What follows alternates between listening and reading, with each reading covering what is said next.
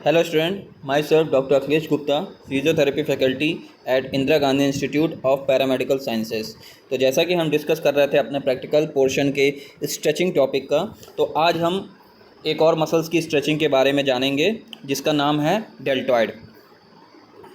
तो जैसा कि आप जानते हैं कि डेल्टॉइड के 3 फाइबर होते हैं, एंटीरियर फाइबर, पोस्टीरियर फाइबर और मिडिल फाइबर।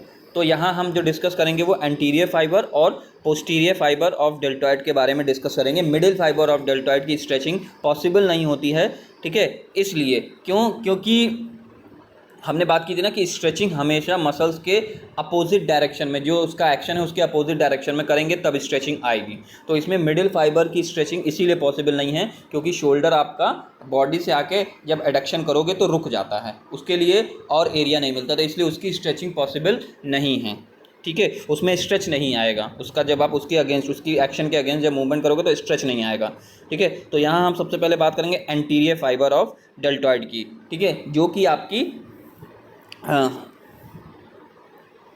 क्या कहते हैं, एंटीरियर फाइबर जो कि आपकी क्लेविकल से शुरू होता है, ठीक है, क्लेविकल वाले पार्ट। तो इसको हम क्लेविकुलर पार्ट भी बोलते हैं, ठीक है। इसको एंटीरियर फाइबर और डेल्टो क्लेविकुलर पार्ट भी बोलते हैं, कहीं कहीं आपको इसको डेल्टॉइड का क्लेविकुलर पार्ट के नाम से मिलेगा, ठीक है।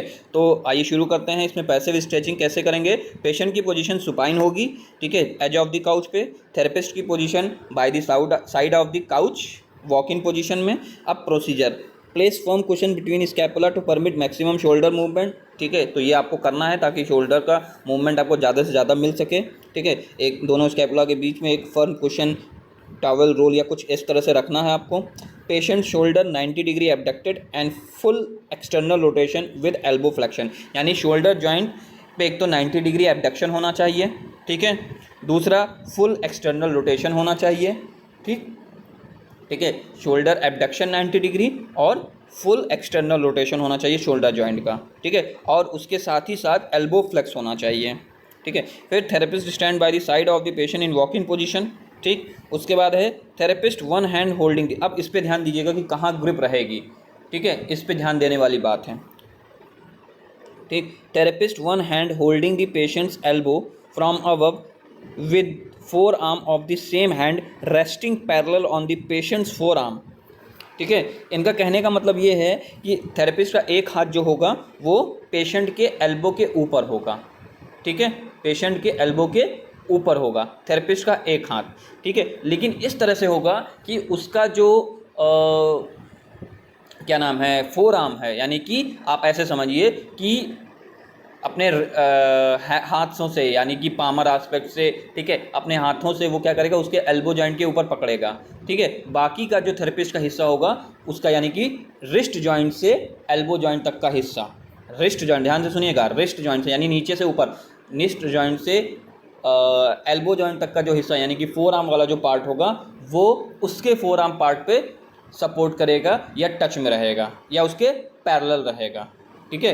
वो जैसा थेरेपिस्ट या जैसे भी करने वाले को कंफर्टेबल हो, बस उसके पैरेलल होना चाहिए, हवा में नहीं होना चाहिए, ठीक है, उससे ऊंचा उठा हुआ नहीं होना चाहिए, ठीक, हल्का सा उसके पैरेलल में होना चाहिए, ठीक है, चाहे उसके बगल में और चाहे उसके ऊपर जस्ट, ठीक है, उसके फोर आर्म के ऊपर चाहे उसके फोर आर्म के जस्ट बगल में, ठीक है, इस तरह से होना चाहिए, ठीक। और दूसरा हाथ, other hand is placed on the lateral end of the clavicle, और क्लेविकल का जो लेटरल एंड होता है वहाँ एक हाथ होना चाहिए, ठीक है, दूसरा हाथ जो थेरेपिस्ट का होगा, ठीक है, एक हाथ वहाँ होना चाहिए लेटरल एंड ऑफ क्लेविकल पे। Therapist performs the downward movement of the shoulder towards the ground with hand holding elbow and maintaining the external rotation with forearm of the same hand along with stabilising the lateral end of the clavicle with other hand. तो उसने जो position की थी, elbow पे हाथ रखा था एक हाथ से, और उसका उसी हाथ का जो फोर आर्म है वो उसके पैरेलल रहेगा, ठीक है, ताकि वो एक्सटर्नल रोटेशन उसका जो है वो गड़बड़ ना हो, ठीक है, एक्सटर्नल रोटेशन वो मेंटेन रहे इस वजह से, ठीक है। और दूसरा हाथ लेटरल एंड ऑफ क्लेविकल पे रहेगा। अब इसी पोजीशन में करते हुए जिस हाथ से उसने एल्बो पकड़ा था उस हाथ को वो नीचे की तरफ दबाएगा, ग्राउंड की तरफ दबाएगा, ठीक है, अपने उस हाथ को दबाएगा, ठीक। तो जब वो दबाएगा तो पेशेंट का स्ट्रेच होगा, और दूसरा जो हाथ है जहाँ उसने क्लेविकल के लेटरल पे उसको स्टेबलाइज करने के लिए यूज़ करेगा, ठीक है, उसको हल्का सा प्रेस करेगा ताकि वो हिले ना, ठीक है, क्लेविकल को स्ट्रेच करें, ठीक, वहाँ रख देगा तो फिर जो मसल्स है सिर्फ मस्कुलर पार्ट स्ट्रेच होगा, उसमें क्या नाम है बोनी मूवमेंट या क्लेविकल इधर से उधर नहीं हिलेगी, इसलिए वो इसको स्टेबलाइज कर रहा है। ठीक है, और हल्का सा जब प्रेस करेगा तो आपके एंटीरियर फाइबर और डेल्टॉइड जो उसमें स्ट्रेच आएगा। ठीक है, बस इसमें ध्यान ये रखना है कि जो आपने एल्बो पे जो आपने या थेरेपिस्ट ने जो एल्बो के पास हाथ जो रखा है, अपना एक हाथ जो रखा है, ठीक है, वो एक्सटर्नल रोटेशन को डिस्टर्ब ना करे। ये नहीं कि एक्सटर्नल रोटेशन कम हो गया या एक्सटर्नल रोटेशन बिल्कुल नहीं हुआ है, ये नहीं करेगा। एक्सटर्नल रोटेशन में नहीं होगी तभी वो स्ट्रेच आएगा, अदरवाइज फिर वो पेक्टोरलिस मेजर की स्ट्रेचिंग की तरफ चला जाएगा, जो कि हमने इससे पहले बात की थी। तो हमें वो नहीं, हमको डेल्टॉइड की स्ट्रेचिंग चाहिए, तो उसके लिए एक्सटर्नल रोटेशन उसका पेशेंट के हाथ या शोल्डर जो एक्सटर्नल रोटेशन में होना जरूरी है। ठीक है, उसको मेंटेन करेगा और फिर वो नीचे की तरफ दबाएगा। तो ये जैसे कि इस डायग्राम में आप देख सकते हो, तो इस डायग्राम में इन्होंने दोनों हाथ का एक साथ करा, यानी बाइलेटरल दोनों हाथ का एक साथ कर रहे हैं। तो इसलिए इन्होंने क्या किया है, सिर्फ और सिर्फ एल्बो पे हाथ रखा है, यानी दोनों एल्बो पे हाथ रखा है इन्होंने, और फिर नीचे की तरफ प्रेस कर दिया है। ठीक है, लेकिन अगर आप सिंगल हैंड या यूनिलेटरल करेंगे, एक तरफ के हाथ का करेंगे, तो एक तरफ, इसलिए क्योंकि इसमें जब वो कर रहे हैं तो क्लेविकल के भागने का कोई नहीं और अच्छा स्ट्रेच आएगा, क्योंकि दोनों इक्वली स्ट्रेच करेगा तो इधर उधर भागने की दिक्कत नहीं आएगी, या स्ट्रेच की जो एक्यूरेसी है वो इसमें इतनी डिस्टर्ब नहीं होगी। लेकिन अगर आप सिंगल हाथ की करते हैं तो उसमें एक हाथ क्लेविकल पे होना जरूरी है। ठीक है, ताकि वो ज़्यादा इफेक्टिव हो, आपकी स्ट्रेचिंग ज़्यादा इफेक्टिव हो, ज़्यादा अच्छे से स्ट्रेच आए। ठीक है, ठीक, तो इस तरह से करेंगे। और देखिए इनके हाथ पे, थेरेपिस्ट के हाथ नीचे की तरफ डायरेक्शन में है, तो ये नीचे की तरफ दबाएंगे, और फिर जो ये स्टार्टिंग पोजीशन है इस तरह से आप कर लेंगे। ठीक है, और जो मैं कह रहा था देखिए पैरेलल होने की बात, देखिए थेरेपिस्ट का जो हाथ है वो पेशेंट के फोर आर्म से पैरेलल है। देखिए देख रहे हैं, एक दूसरे के ऊपर नीचे है ये, यही मैं कह रहा था कि थेरेपिस्ट का हाथ और जो पेशेंट का हाथ है वो एक दूसरे के पैरेलल होगा। ठीक, ये देखिए इस तरह से, ये वाला जो पार्ट मैं ये बता रहा हूँ, ये वाला पार्ट। ठीक है, ये, और फिर उसके बाद ये इसको नीचे पुश करेगा, तो जो उसकी एंडिंग पोजीशन होगी, यानी जिसमें उसको स्ट्रेच फील होगा पेशेंट को, वो ये वाली पोजीशन होगी, पूरा नीचे की तरफ दबा देगा। ठीक है, इस तरह से। तो ये बाईलेटरल कर रहे हैं, आपको इसी तरह से यूनिलेटरल करना है। एक हाथ एल्बो पे, ठीक है, पेशेंट के parallel to the forearm, ठीक है, और एक हाथ लेटरल एंड ऑफ क्लेविकल पे।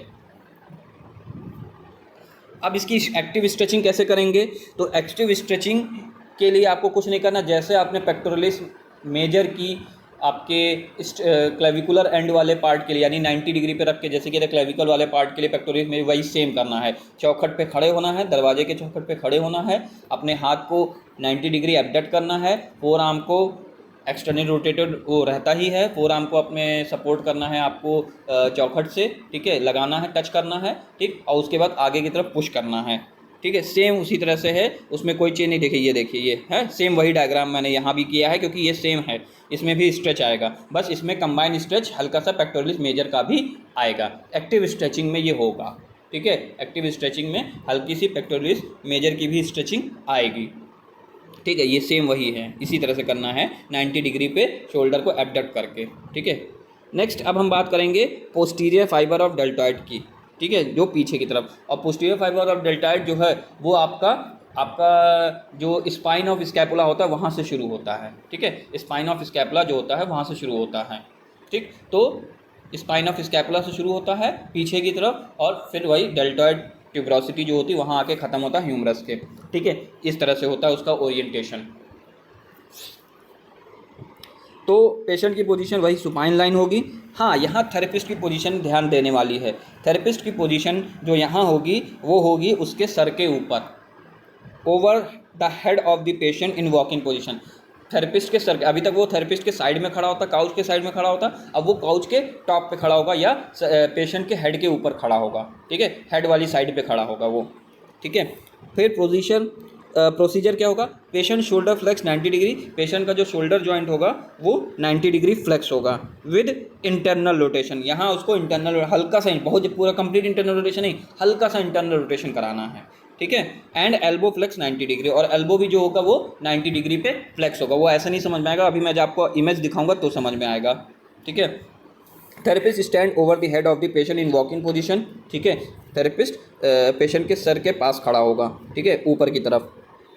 Therapist one hand holding the patients elbow from behind with forearm of the same hand parallel to the patient's forearm and other hand is placed on the lateral border of scapula। तो अब depend करता है patient left handed है या क्या है, या किस साइड का कर रहा है, पेशेंट की लेफ्ट हैंड का कर रहा है या राइट हैंड का कर रहा है, उससे वो अपना थेरेपिस्ट जो है ये चेंज कर सकता है।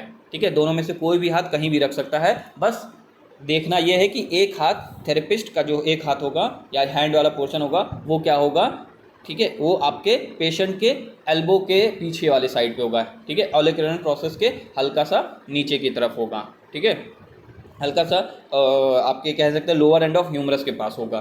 ठीक है, उससे ठीक, और एल्बो उसका 90 डिग्री फ्लेक्स होगा और शोल्डर जॉइंट भी 90 डिग्री फ्लेक्स होगा विद हल्का सा इंटरनल रोटेशन, स्ट्रेट नहीं होगा पूरा, हल्का सा इंटरनल रोटेशन होगा पेशेंट के हाथ का।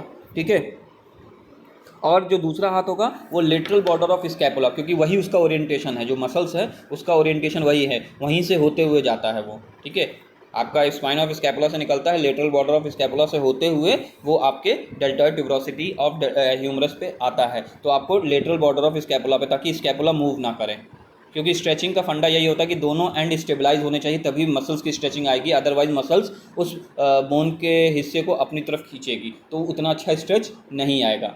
ठीक है, तो इसलिए तो स्कैपुला के लेटरल बॉर्डर ऑफ स्कैपुला पे वो एक हाथ रखेगा और एक हाथ से पेशेंट के हाथ को स्टेबलाइज करेगा दूसरे हाथ के। ठीक है, अब therapist performs the movement of the shoulder towards himself, अब फिर वो उसके हाथ को उसी पोजीशन में 90 डिग्री शोल्डर फ्लेक्शन विद हल्का सा internal rotation with elbow flexion.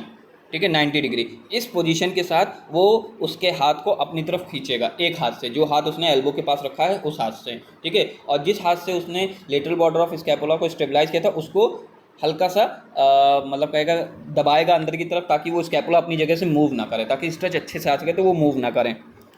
ठीक है, और with one hand holding the elbow and other hand stabilising the lateral border of scapula to avoid the lateral movement of scapula. वही जो मैं कह रहा हूँ कि अगर आप इस बिना स्टेबलाइज किए करोगे तो स्कैपुला बाहर की तरफ आएगा, जिससे वो स्ट्रेचिंग नहीं हो पाएगी, जिससे वो स्ट्रेच नहीं आएगा। इसलिए वो लेटरल बॉर्डर ऑफ स्कैपुला को दबाना जरूरी है हल्का सा अंदर की तरफ, ताकि वो स्ट्रेच प्रॉपर, मसल्स सिर्फ खींचे, बोन ना मूव करे, सिर्फ मसल्स खींचे। ठीक है, और जो पेशेंट जो थेरेपिस्ट है वो जो मूव हैंड को जो मूव करेगा अपनी तरफ, वो हल्का सा ऑब्लिक डायरेक्शन में, मतलब कि हल्का सा टेढ़ा घुमा के लाएगा, वो एकदम सीधा सीधा 90 डिग्री पे या अपनी तरफ सीधे नहीं खींचेगा, नहीं, हल्का सा घुमा के लाएगा।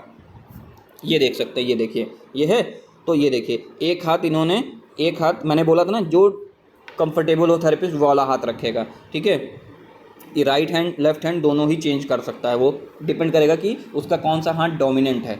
ठीक है, तो इस तरह अब इनका राइट हैंड डोमिनेंट है, इसलिए फोर्स लगाने के लिए इन्होंने राइट हैंड यूज़ किया है और लेफ्ट हैंड से स्टेबलाइज किया है। ठीक है, तो ये है। अब यहाँ आप देख सकते हैं इन्होंने एक हाथ, देखिए एक हाथ इन्होंने एल्बो पे रखा है। ठीक है, वही जो मैं कह रहा था लोअर एंड ऑफ ह्यूमरस पे रखा है। ठीक है, और एक हाथ इन्होंने लेटरल बॉर्डर ऑफ स्कैपुला को स्टेबलाइज करने के लिए रखा है, और ये क्रॉस इसलिए लगा है कि ये हाथ बिल्कुल मूव नहीं होना चाहिए, इसलिए यहाँ क्रॉस का निशान लगाए कि ये हाथ बिल्कुल नहीं मूव होगा। ठीक है, स्टेबलाइज किए रहेगा। और ये वाला हाथ आप देख सकते हैं, ये चाहते तो एकदम सीधा एरो बना सकते थे, लेकिन देखिए हल्का सा टेढ़ा एल्बो है, ये देखिए, ये हल्का सा टेढ़ा एल्बो है, तो सॉरी एरो है। तो टेढ़ा एरो क्यों है, क्योंकि हल्का सा घुमा के ले जाना है, ऑब्लिक ले जाना है, हल्का सा घुमा के ले जाना है, इसलिए इन्होंने, तो ये सीधा सीधा भी बना सकते थे। और उसके बाद इस तरह से खींचना है, ये देखिए, ये एंडिंग पोजीशन इस तरह से मेंटेन करना है, ये अपनी तरफ खींचेगा। ठीक है, अपनी तरफ खींचेगा तो ये देखिए यहाँ स्ट्रेच आएगा, ये वाले पार्ट पे स्ट्रेच आएगा, ये एक्सिला के नीचे वाले पार्ट पे, साइड वाले पार्ट पे स्ट्रेच आएगा, और इस कैपुला को उसको मूव करने से बचाना है। ठीक है, तो यहाँ उसको वो स्ट्रेचलाइज किए रहेगा। तो अब हम बात करेंगे इसके एक्टिव स्ट्रेचिंग की। तो एक्टिव स्ट्रेचिंग इसकी पॉसिबल नहीं हो पाती, क्यों? क्योंकि इसमें जो लेटरल बॉर्डर ऑफ स्कैपुला है वो स्टेबलाइज नहीं हो पाएगा, या पूरा का पूरा स्कैपुला स्टेबलाइज नहीं हो पाएगा पेशेंट का, तो इसलिए वो स्ट्रेच आएगा नहीं, इसलिए इसकी एक्टिव स्ट्रेचिंग पॉसिबल नहीं होती है। तो आज के लिए इतना ही। Okay, thank you class.